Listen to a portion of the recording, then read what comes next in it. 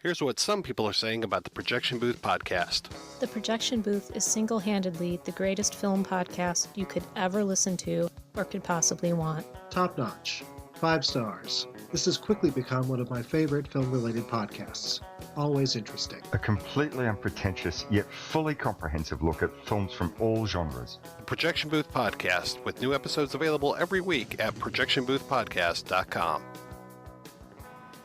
You guys look like... What do they look like, Jimmy? Dorks.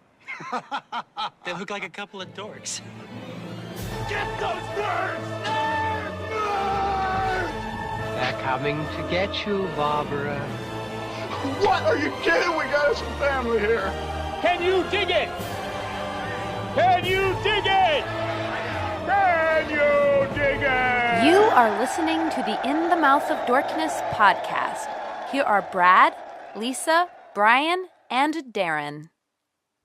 Welcome to another edition of the It Modcast podcast. With us is Brian Young, the Turtle Dork. Hey, everybody. Also joining us is Lisa Gullickson, wife Dork. Hello. I was trying to find a quote, but I was not quick on the draw. And Brad Gullickson, mouth Dork. That's because Lisa, look into the dragon. Oh, shit, I fucked it up. Look into the eyes of the dragon and despair. Oh, I found it.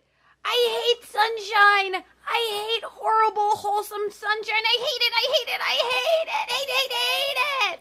Excalibur, I call on your power. And I'm your host, Darren Smith, the Disco Dork.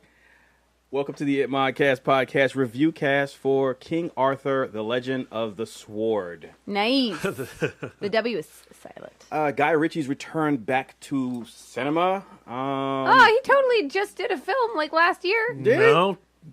Yeah? Like 3 years ago, Lisa. Oh, time flies when you're not enjoying Guy Ritchie films. So this film just came out and it's doing pretty well at the box office, I'm told. Oh. Unfortunately, I think we were the only 4 people that went to see it. But I'm proud because I saw it twice. So I'm trying to help it make its money back. Darren was like, you guys, we can't do a King Arthur review cast. Let's just do a Week in Dork. And I was like, Darren, there's only one thing that we did on this Week in Dork. And it was King Arthur, or Snatched, or Head. I got the White King. I got a bunch of shit I could talk about. Oh, yeah. Well, so do I. But no! The people demand King Arthur review cast. The Man from U.N.C.L.E. came out in August of 2015, so that's not 3 it's like 5 years ago. 5 years ago, Lisa. All right, so let's talk about King Arthur and the Legend of the Sword. Who's going to start? I think Brian should start. No, I think Darren has to start because... What the fuck? I'm telling you why. The reason yeah. that you have to start is because this was number 1 on your Fistful of Summer movie anticipation. Right. If you want to know why that was, go back and listen to that episode. Yeah. But now, Darren, you've seen it. Yeah. Your most anticipated movie. Yeah. You're not anticipating anything else after this film. You're just done with summer. You've given up, and you've ended here with King Arthur, Legend of the Swerve. All right. So, the film stars Charlie, what's his last name be? Hunnam. Of Sons of Anarchy fame. And also Pacific Rim and Crimson Peak. Both of those are Guillermo del Toro films. Legend of the Lost City of Zed. Man on the Ledge. He starred in that, which not too many people have seen. In another film where he was like somewhere stranded in a snowstorm with Olivia Wilde, if I'm not mistaken. Legend of the Deadfall, with Eric Bana. Oh yeah. Huh. All right. So Eric Bana, miscast. Why?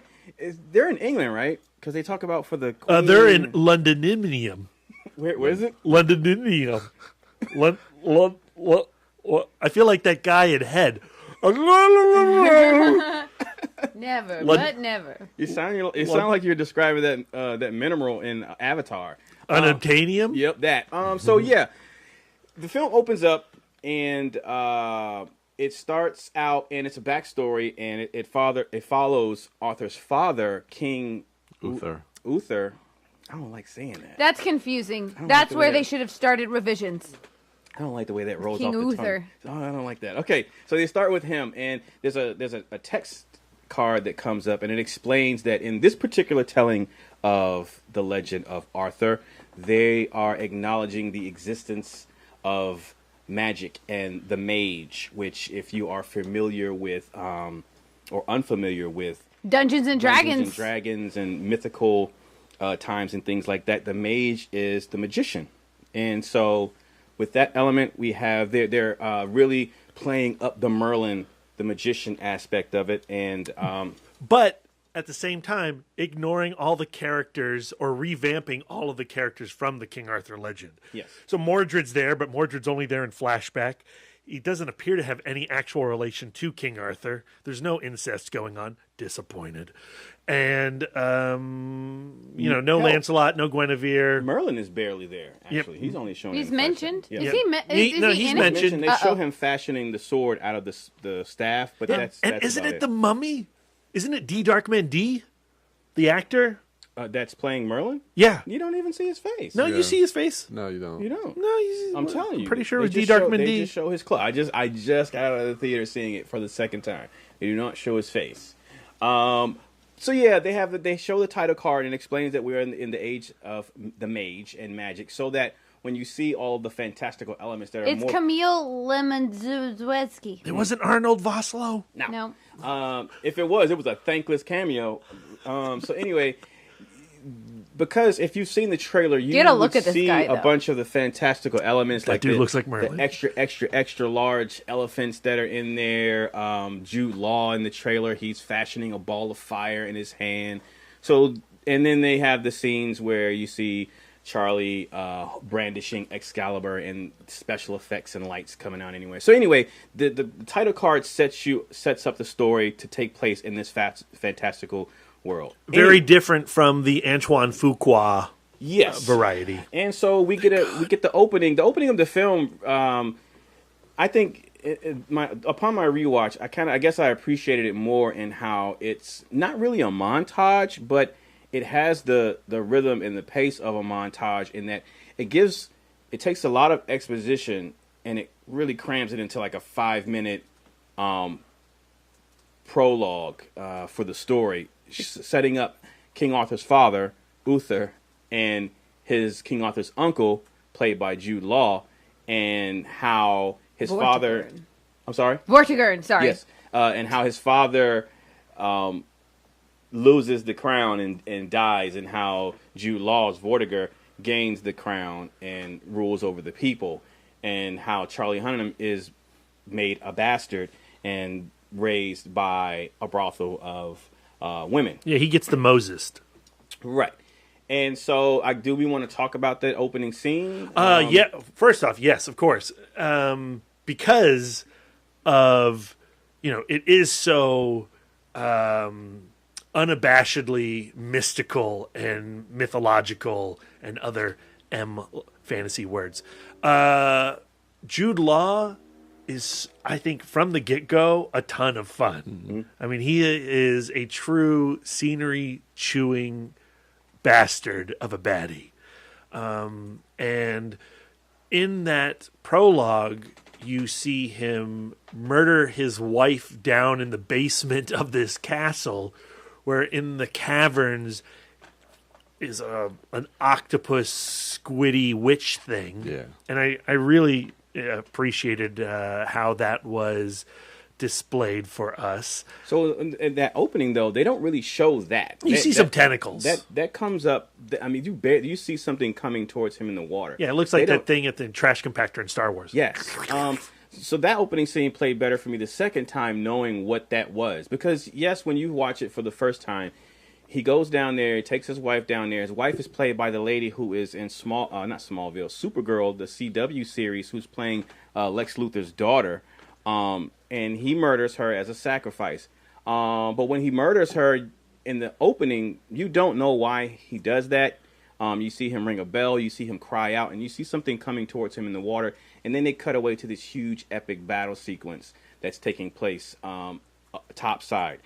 Later on in the film, it's shown that this thing that act was a sacrifice for him to gain power. There's this, as Brad mentioned, this tentacled, it reminds me of like the sirens of myth, where like there's beautiful mermaids, but then they're actually like horrible creatures. A dash of Lovecraft. I thought they had a Three Witches Shakespeare vibe. Yeah, that definitely. That too, and so they're prophetic. They can see. They're also like the ladies from Clash of the Titans, but these women aren't blind. Anyway, so watching that scene initially the first time, it was like, okay, what's going on? I'm pretty sure that'll be explained later on. It's explained, and you go, okay, so that's what he was doing in the beginning.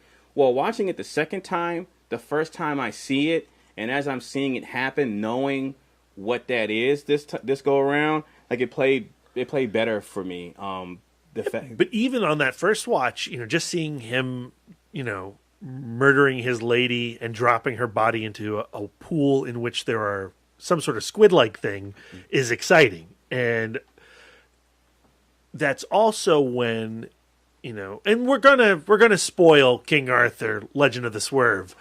So the 15 people who did see it and are still listening to this podcast, just simply enjoy. The rest of the world, stop listening because you don't want to get spoiled on all this quality material. Jude Law goes through a transformative,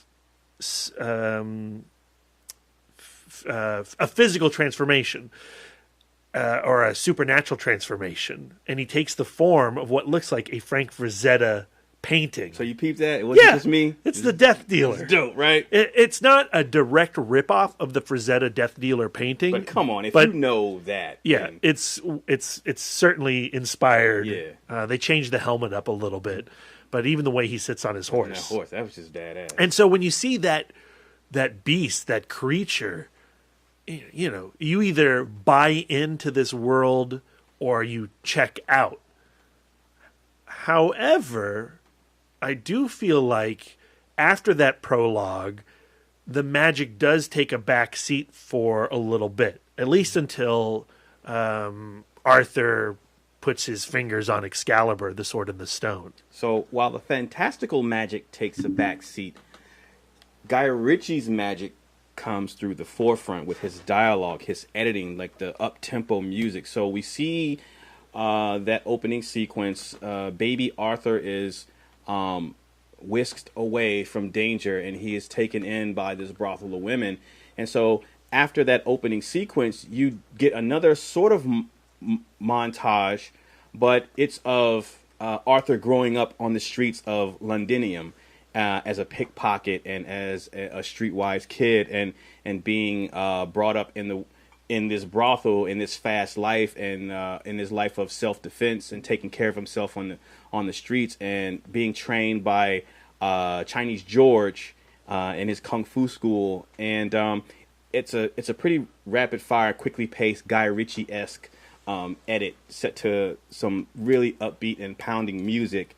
And did you want to talk about that part, Lisa? Well, I mean, if there was any part of the movie I wish we spent more time in, it is in this place, because this is an unexplored part of his story. That's pretty much, like it's all legend, but this is like whole cloth Guy Ritchie goodness. Mm-hmm. I wanted to see King Arthur bust some more heads, be more of a scoundrel.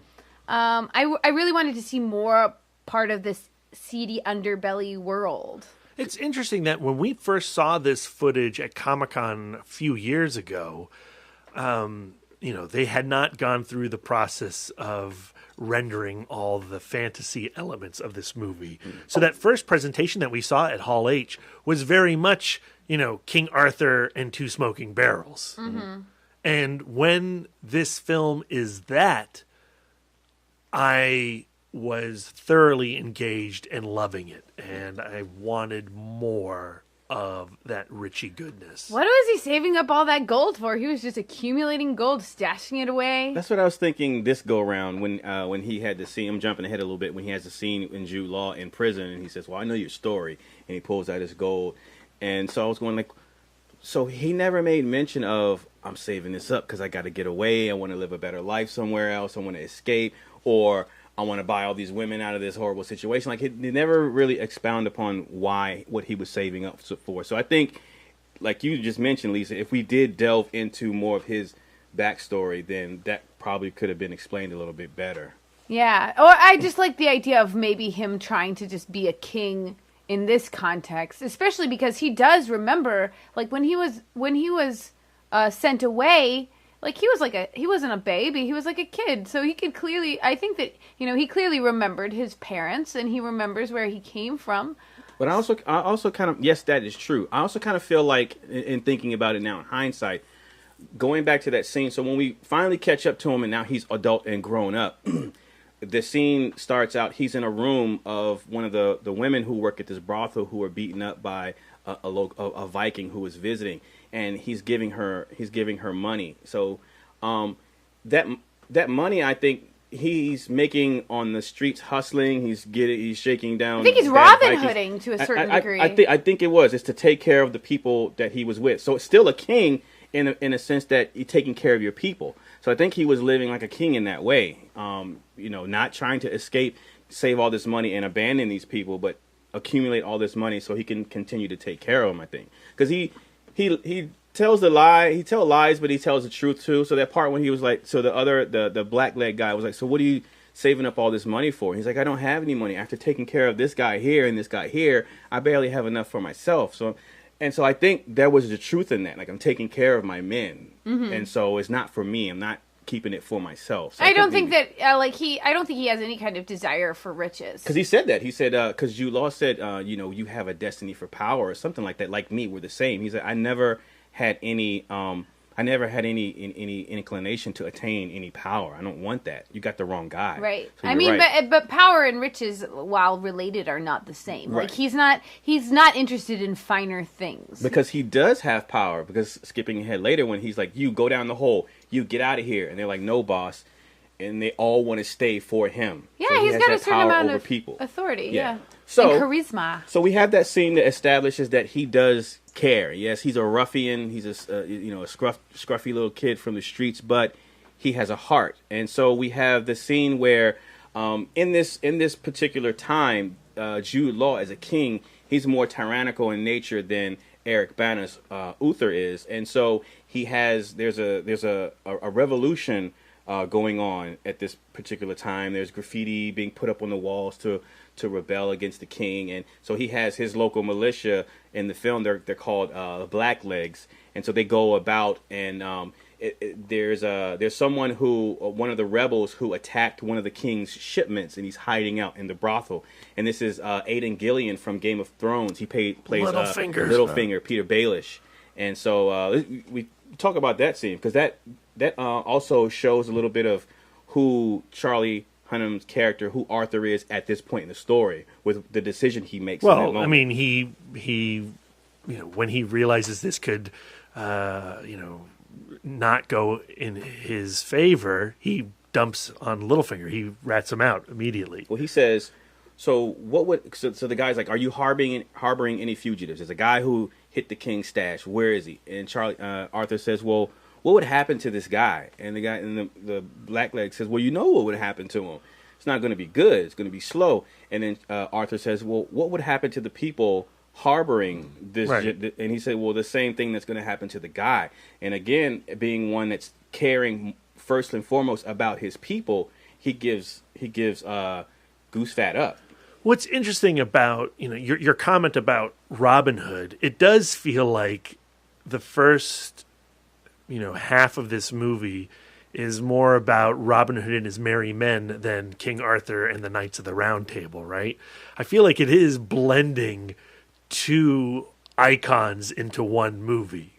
And the introduction of characters like Goose Fat Bill and Djimon Hounsou's Bedivere and Chinese George and these characters. They don't feel Arthurian to me, right? But they feel very Ritchian. Yeah. And when Charlie Hunnam has people to play off of, when he has moments to engage his charm, his charisma, I think the film's at its height. And in one of those scenes in particular where this happens early in the film, after he gives up Littlefinger, the Blackleg guy who's cool with him. He's cool with Arthur. He doesn't You know, he doesn't push him around. He understands his side of it and where he lands with authority, and they have a respect. But he pulls him in the back office and says, "Look, what's going on? Do you know how this looks? You harboring this fugitive?" And then Arthur says, "Well, what are you talking about? I don't even know who this guy is." So then we get this scene where Arthur is relaying a story. The Blackleg says, "Well, tell me a story." So, Lisa, you want to talk about that scene? Because this is when we get out in the trailer at Comic-Con when we got that glimpse of the coins going back in. So they're telling that never happened in the film. It doesn't happen in the All film. coins go outside of the bag and then they stay out. Right, but this is when we get that first scene of that Guy Ritchie editing and pacing when he's having a conversation and someone else picks up from the conversation and it edits back and forth in time. You want to talk about that scene? Basically, how did Littlefinger get to this point, and what's up with those Vikings that got smacked around and had some money taken from them? Uh-oh. You have it all memorized, right, Lisa? Darren? I saw it one time. I don't remember what happened. How about you fill me in and I'll comment on it? Well, I don't want to go through the whole thing, but I just wanted to point out and comment. Yeah. Outside of the music and the general sense that, oh, this is a different King Arthur. This is when we first get But was it really? Like, to me, I loved everything up until the sword. So we're still in the part of the film that I was really enjoying. And right. I did like the, backwards narration and going and flashing back and following the gold and all of that stuff. I did find that really interesting and entertaining. And I liked the rapport between Arthur and the other guys. Right. How he was an equal, but he was not quite an equal. Right. Yeah. They use that technique several times throughout the course of this movie where you see the scene play out and then it does the Ritchie thing where the characters narrate how it actually went down. Yeah, like Ant-Man. Oh, yeah. Yeah, kind of a little bit of that Michael Pena. Yeah. And so he tells this story about how he came to that sum of money that he gave to the prostitute that works there in payment for the Viking beating her up. And it turns out they roughed this Viking up, took the money, threatened him, hey, don't you ever come back, don't you ever touch the woman again. But these Vikings were under the protection of the king. That's right. And so the Blackleg tells him, well, you think you had it all figured out, but there's something you don't know. This guy's protected, and you didn't screw it up. Because if he's under the protection of the king, I can't even do anything for you now. So you're up Schitt's Creek. So that leads to the sequence where he has to escape and get out of town because they're coming for him to question him and look for him. But then he falls into the arms of the people who... So in this time, we have Excalibur. It's stuck in the stone. And so the king understands that there's a prophecy where the one who can remove the sword from the stone will be the one who will become king. It's the born king. Yeah. And so the water levels have dropped, revealing the sword in the stone. And so the king is rounding up all men of age to have them attempt to pull the sword out of the stone so that he can kill that person so that they can't become king. And so... Biblical. Arthur gets rounded up and puts on a boat and taken to the sword. And this is where we have that moment where Lisa checked out. They should have been very concerned because Charlie Hunnam was clearly the most handsome man.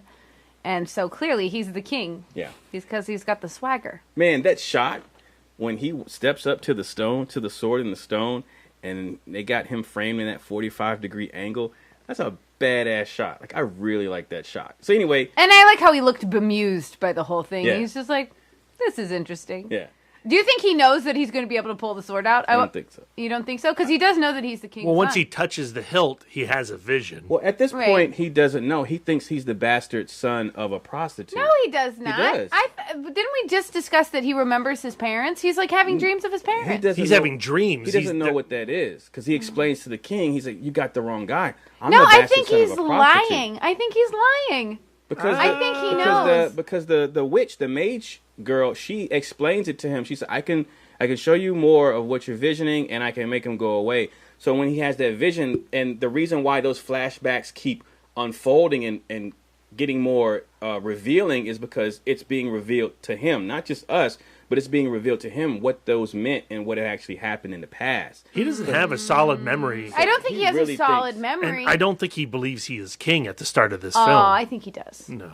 I think he does. I think that he knows, and he's lying, and he might remember. He might forget specific details, but he remembers his parents being killed. But there's nothing in the film to leave you to think that. Well, clearly there is, because that's what I did think.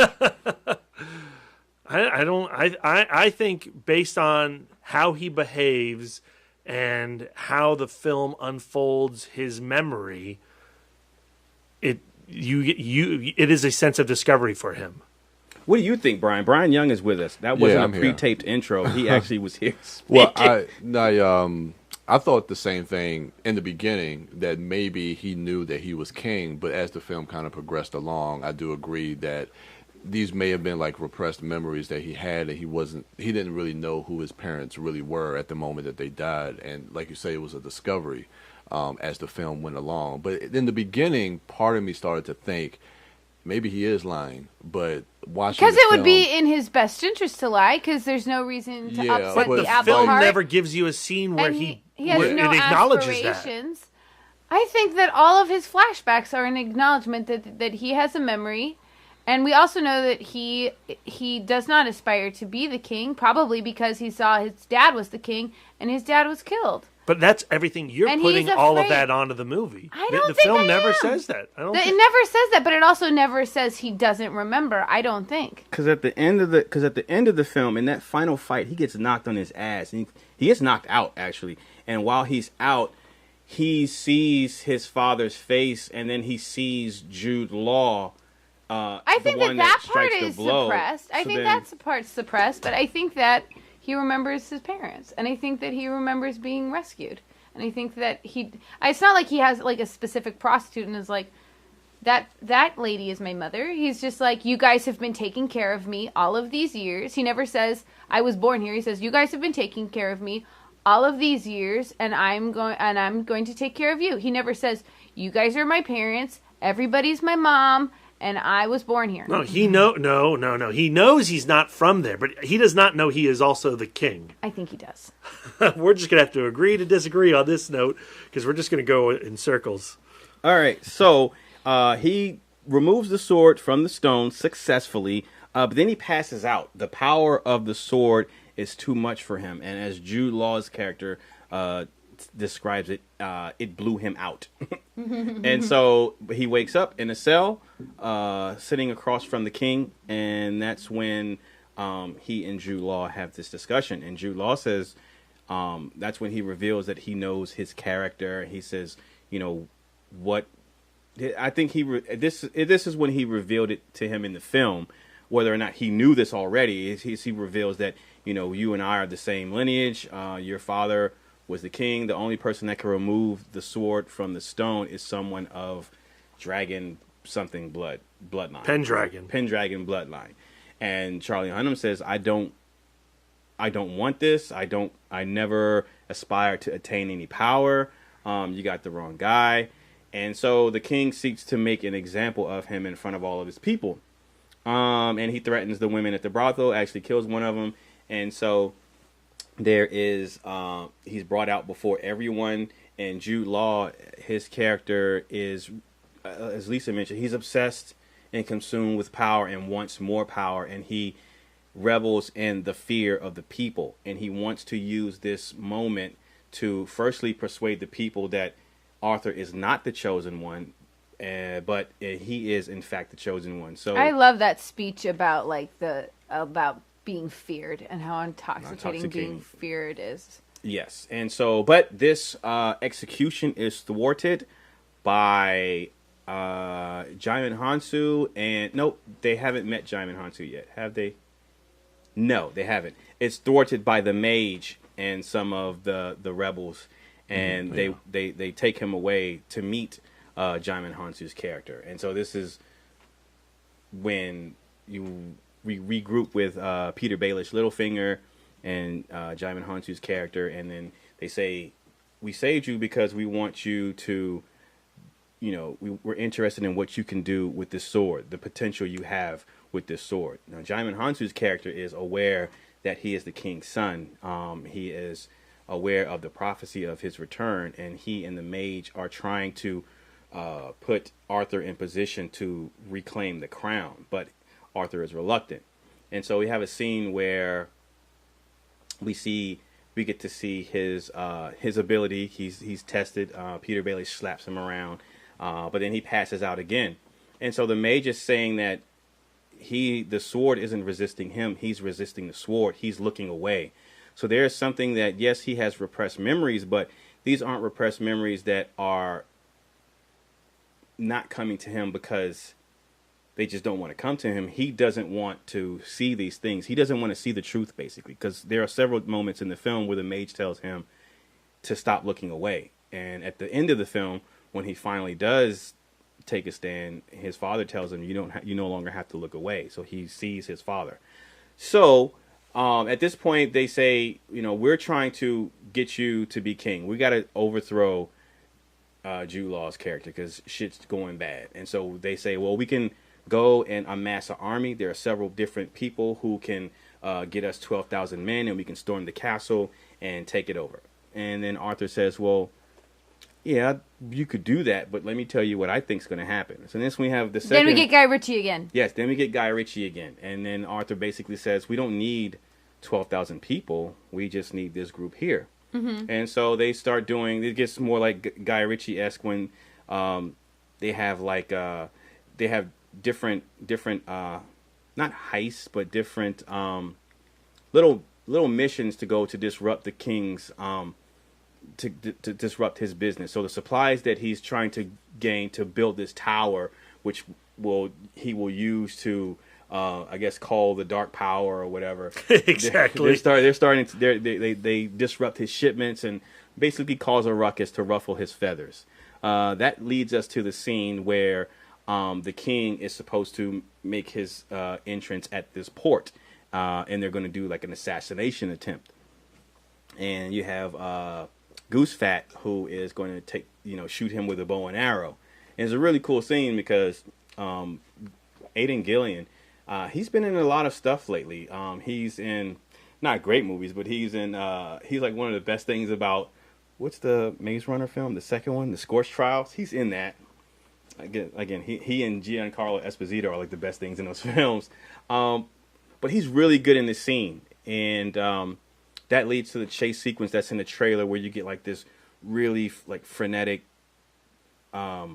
shooting style. You get like some cuts where like the camera's mounted on the guys as they're running through. It's like the camera's mounted under their chin. Yeah, and then they make their way into Chinese George's his training grounds, and then they're barricaded in there. And that's the moment where Arthur he finds a route of escape for the men in there, and he commands them. He said, "Hey, look, you guys got to get out of here. I'll hold them off." But they all refuse. And so this is the moment where you see the people rally around him. Everyone is trying to keep him alive because they believe in him. They believe in the prophecy of the born king's return. And so they're willing to die for him. And because he, like Lisa mentioned, sees himself as an equal, he also stays. He does not flee. And that's when you get a glimpse of Excalibur's power. They have this... it's like Excalibur vision. Yeah, so things kind of slow down, and like the wind rises, and it gets like really dusty, and energy blasts come out, and he just dispatches all these people. And it's a very comic book moment. Right. And what did you think about that, Brian? I loved it. I loved that whole sequence. That the chase sequence from the assassination attempt with the arrow to when they kind of get thwarted with that, and then you see the chase and the GoPro style frenetic energy of that, and then when they get trapped inside the little dojo area, and when he holds Excalibur, I thought all that stuff, like the Guy Ritchie isms and throughout this whole movie were just absolutely fantastic all the way through, and even up to this moment, we get glimpses of those Guy Ritchie isms that he's done in Sherlock Holmes and some of his bigger studio films. But yeah, it was just absolutely fan. And then the way the scene ends was a great, nice little comedic button where like you see all the soldiers laid out, and everybody's like looking at them, and just the way he uses sound, where you hear him taking these deep breaths, and he's just huffing and puffing, and it goes on and goes on, and it got a really good laugh. And then, because they want him to go down in the hole, and then after everything is done, he's breathing heavy and breathing heavy. He's like, okay, and I'm going down the hole. And I just thought that whole scene was just absolutely fantastic. I thought it was a lot of fun. And so then after that, they go hide out, and they're held up in that one place. But what is that guy's name? What? Which one? The guy's name? The guy who had the son? Backlack. Backlack. Yeah, he gets injured. So he sounds like Bricktop. Every time he talks, he sounds like Bricktop from Snatch. Yeah. Oh yeah, that's what he reminded me of. So I think that at this point they go and they're held up. They're holding out, and they're trying to go find Backlack because he's been injured, and his son goes to fetch him, and they bring him back. And then they attempt to make their escape on a boat, and that's when Jude Law and his right-hand man come in, and there's a pretty cool scene between Jude Law and Backlack, and ultimately Backlack's son, that I thought was sad actually. But he played that scene good though. Huh? I mean, the son Blue, he played that scene good, especially when he comes back in the room and tries to play it off like he's not his father. Yeah, I thought it was clever, from a character standpoint.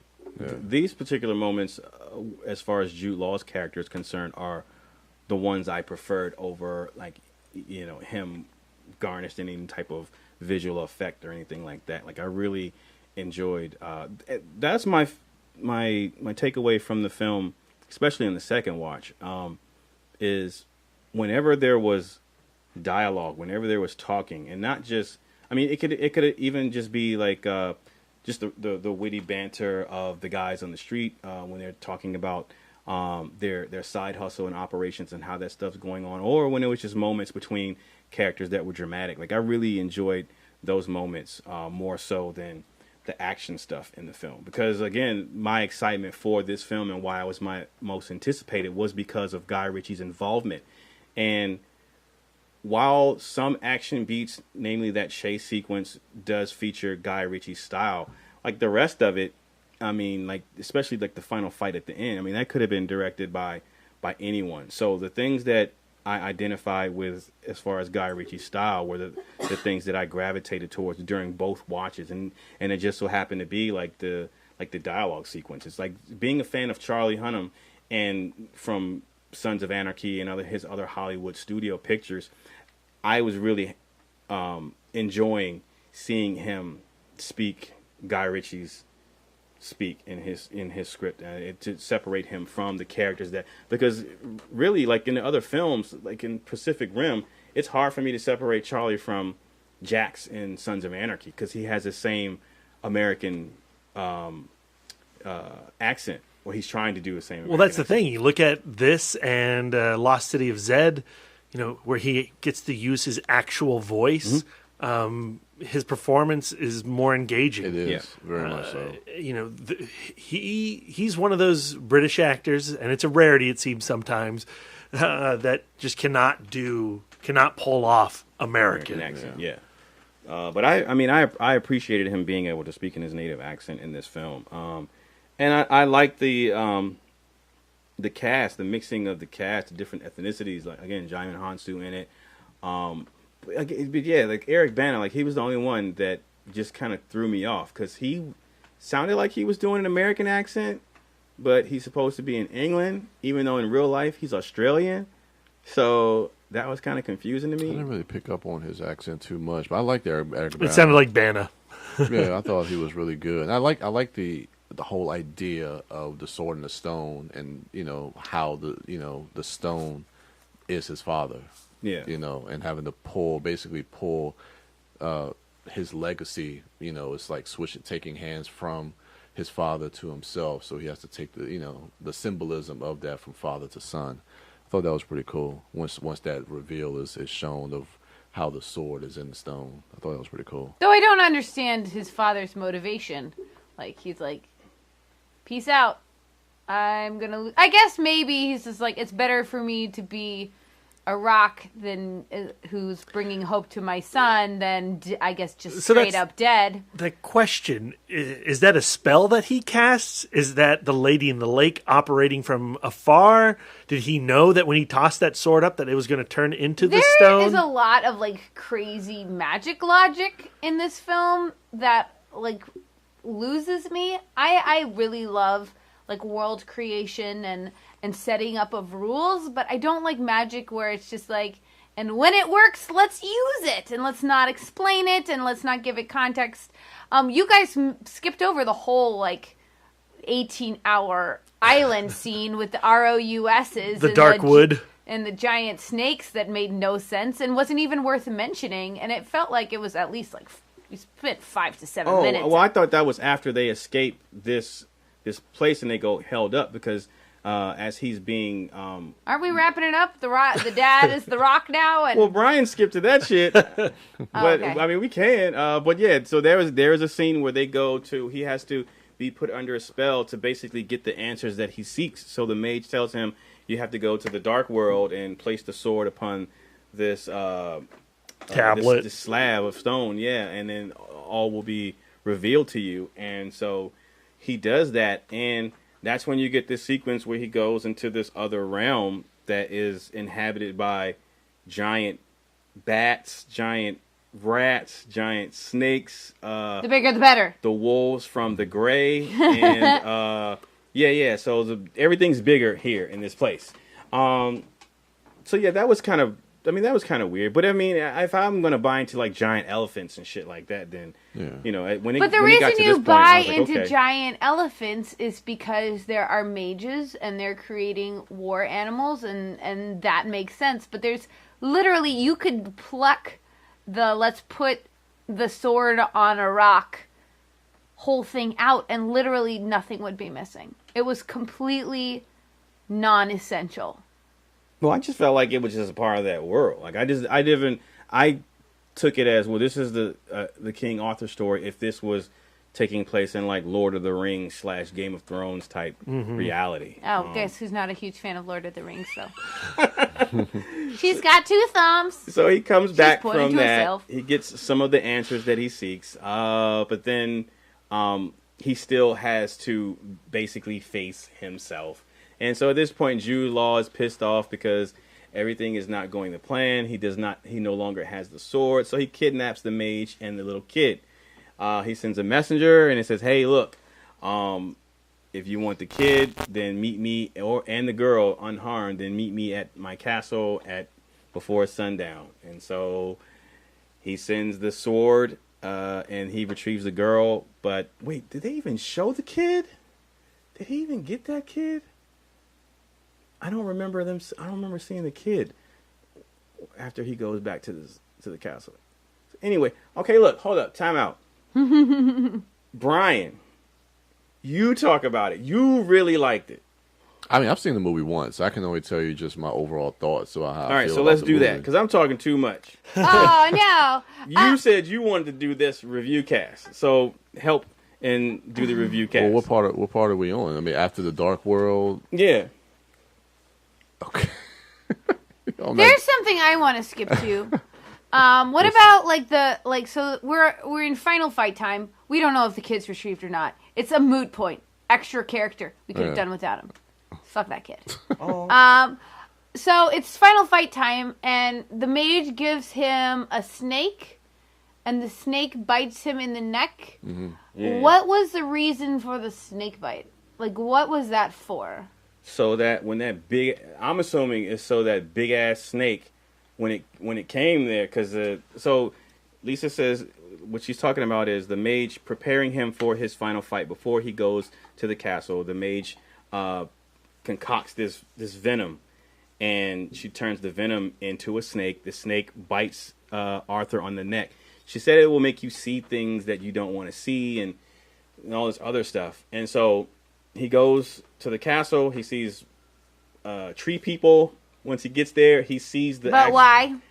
Because tree people. That's why. Right, and then he's walking across the bridge. He sees the soldiers for, I guess, what they are inside, I guess, or whatever. And then eagle fly. He confronts Jude Law's character. The eagle flies in there and drops a snake.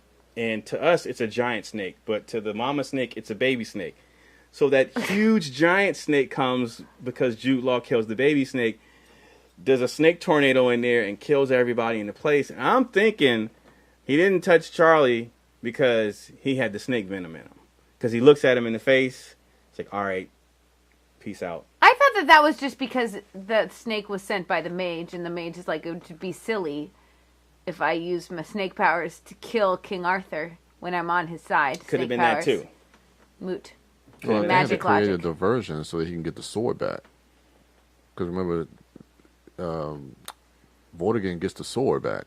Yeah, so they have to create a diversion because they say that, make sure Arthur comes back, the next day or whatever. Right. So, Right, I know that, but Lisa's asking, like, what was the point of the venom? Oh.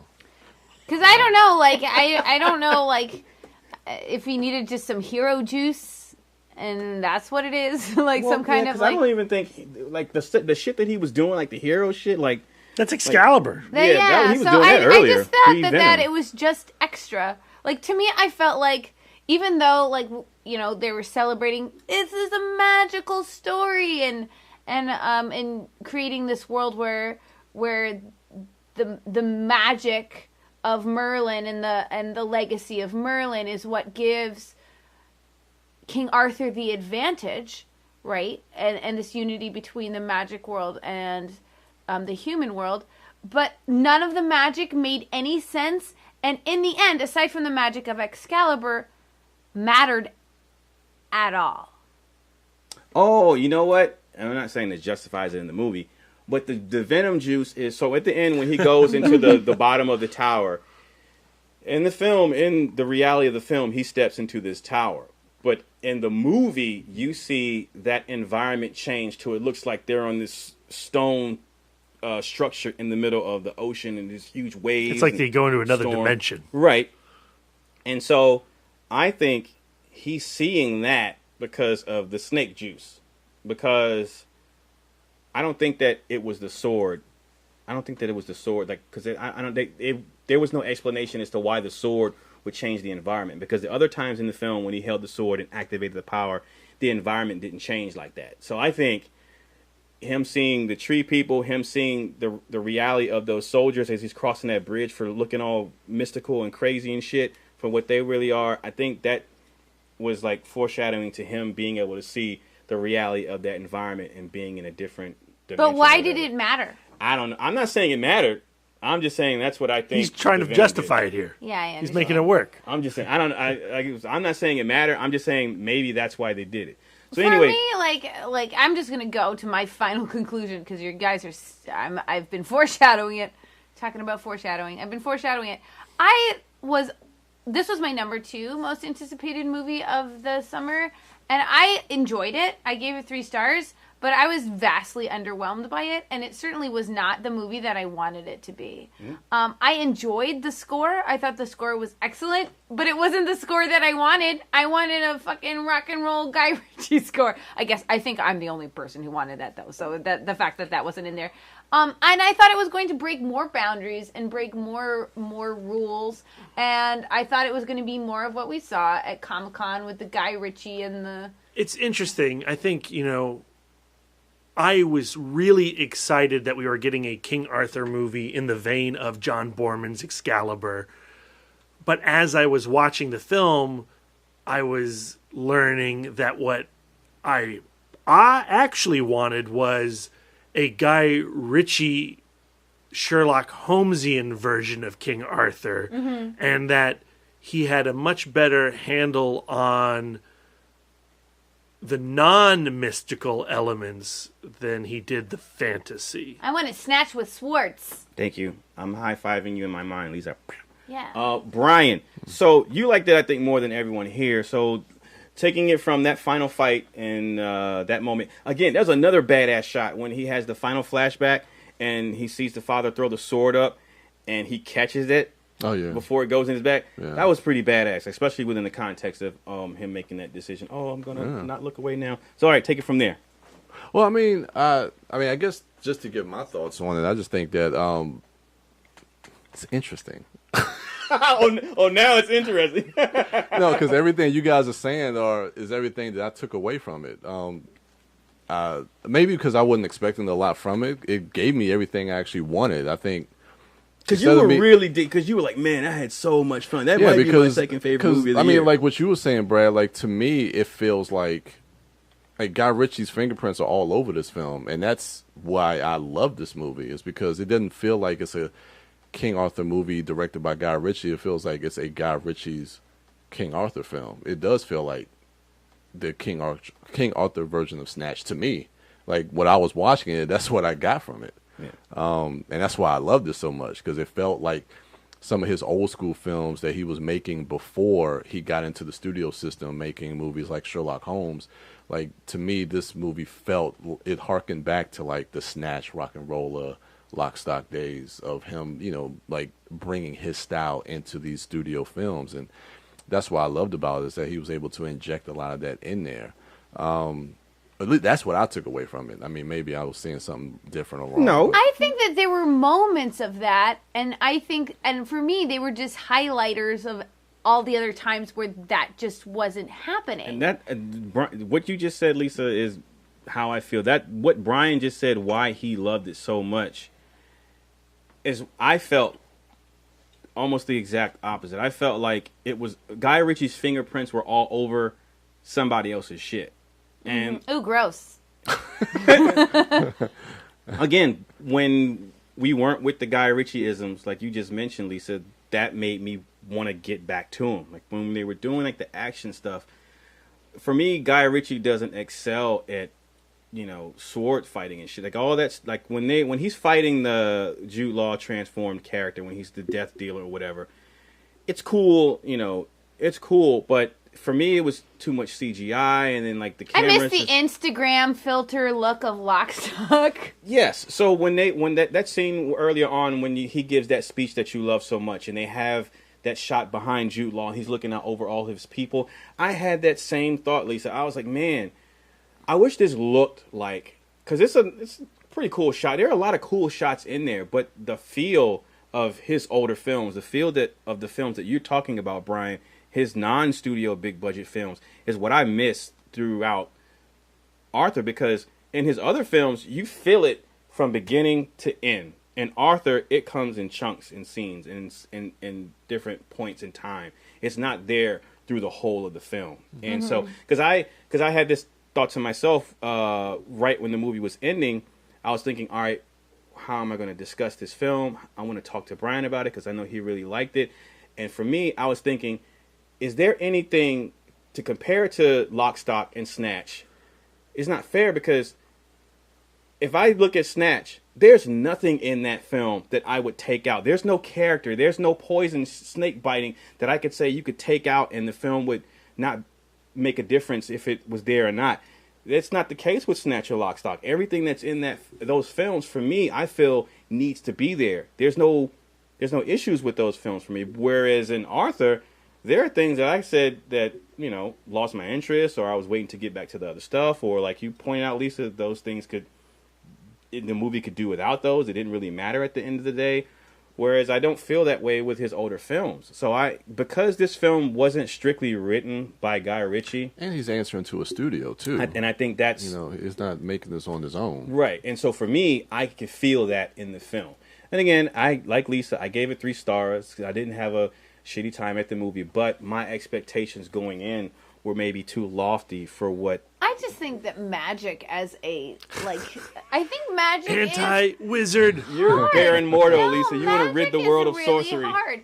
I think that if magic was presented like science fiction, where in science fiction the idea is, okay, we're going to make up some science, but we're going to bolster it with all of these other fake facts that we're going to draw out to create the reason for this fake science to be real. And I feel like unless you take the care and the craftsmanship to make this magic make sense and to make it real in this world, then to me, I find it actively boring. If there's snake venom, there's big snakes for big snake's sake. I'm just not going to be as excited. And I know that's and I don't Lisa like hang knights. up. But I love nonsensical magic movies. I love crazy, weirdo. There are no rules. Wishmaster is your jam. Yeah, absolutely. I think the problem with King Arthur is, what I keep saying, is that the two styles did not mash. Coagulate. Yeah, they did not coagulate. Oil and vinegar. Oh. Yeah. All right. And I like vinegar. And I love oil. Oh, no. How do we get along? So at the end of the day, I gave it 3 stars. Wife Dork gave it 3 stars. B, what did you give it? 3 stars. Brian, 3.5? 4. Damn! And you did that little talking? Motherfucker. I mean, I don't know if I could turn you into a frog right now, you'd be the frog dork. The thing is, Darren, it's intimidating because you can just retell the movie.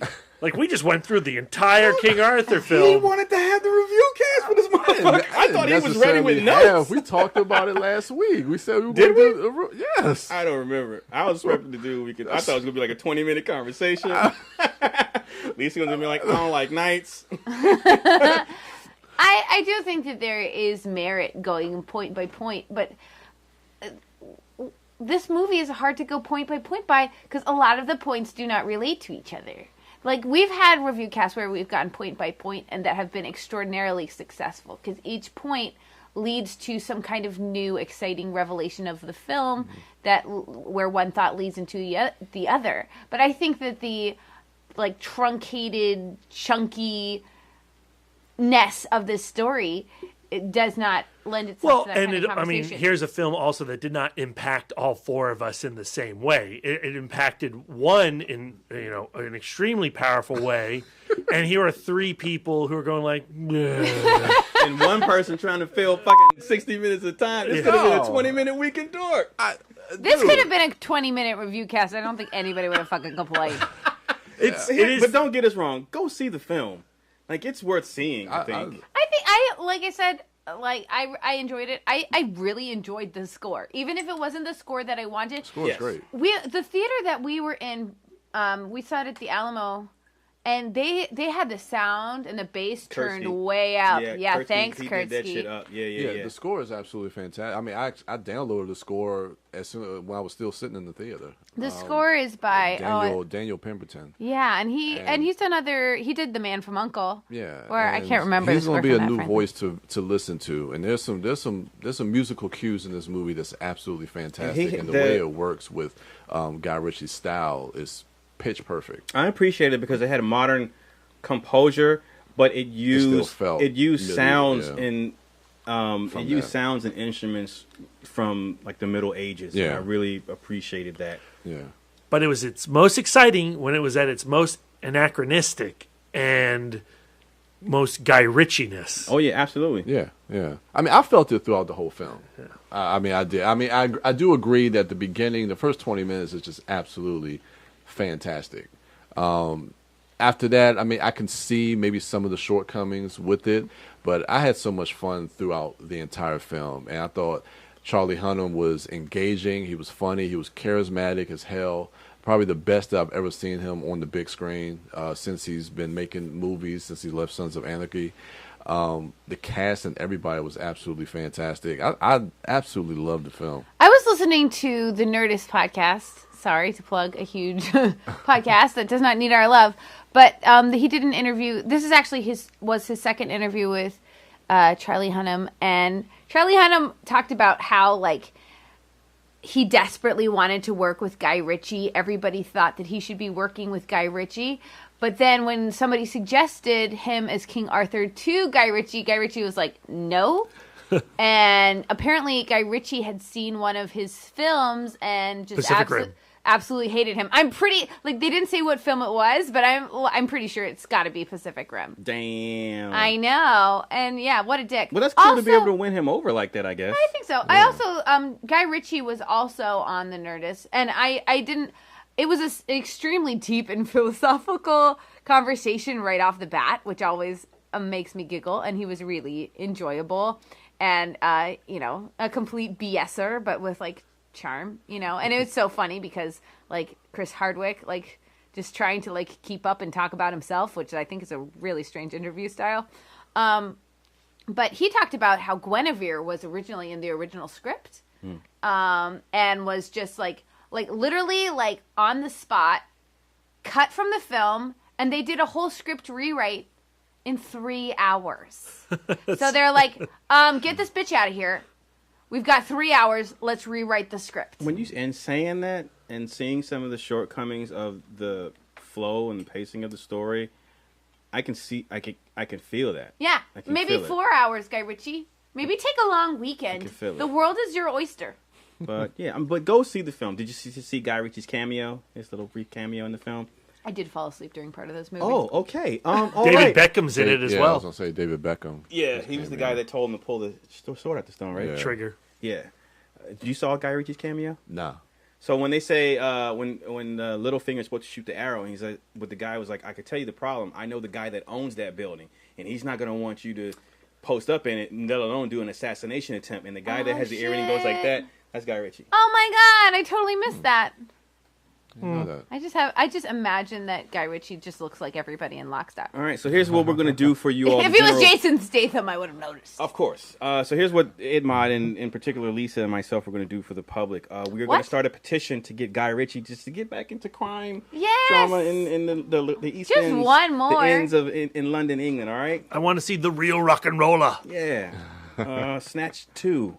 This time even snatchier. Yes. So.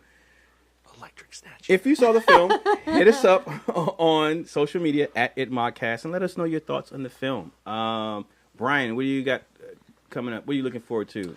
Alien. This week. Yeah, that's the only thing coming out. Really? Alien. Just Alien. Covenant.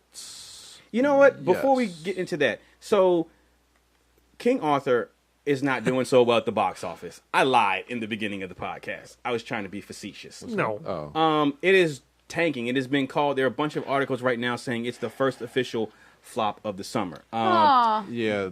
King Arthur was supposed to start off a Marvel Universe-esque thing with spin-off characters that would ultimately lead up to an Avengers-style Knights of the Round Table film. Can't wait for cool. Goose Fat Bill the movie. He was dope in the film, but because of the lackluster performance at the box office, and even so, when I heard about that, I was thinking, well, we live in a day and age where movies live and die by China's box office receipts and foreign gross, but they even said that it's performing poorly overseas. Yeah. And they'll watch anything. Right, and so that's I'm joking. I'm kind of sad about. I'm kind of sad about that because while I found some faults with the film, I did ultimately have was able to find some enjoyment with it as well. And like when you heard there was a King Arthur movie coming, did you think all of the globe was going to show up to this movie? Firstly, I was surprised at the budget of the film. Yes. That shit was like $175 million before